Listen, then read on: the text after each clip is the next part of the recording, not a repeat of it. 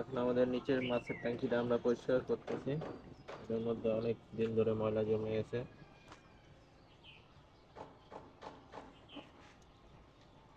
Guys, আপনারা দেখতে থাকুন, আমাদের পাশেই থাকুন। আমরা সর্বদাই সাথে আছি, না থাকলে এক একটা সময় এক একটা কাজ নিয়ে। দৈনন্দিন কিছুটা না করলেই নয়। এদিক দিয়ে সূর্য সমাপ্তিতে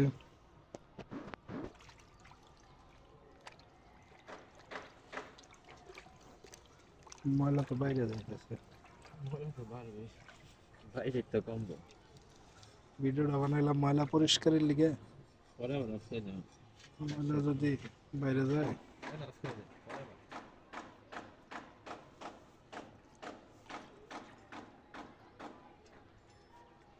এটা সেট করে দেবো তো।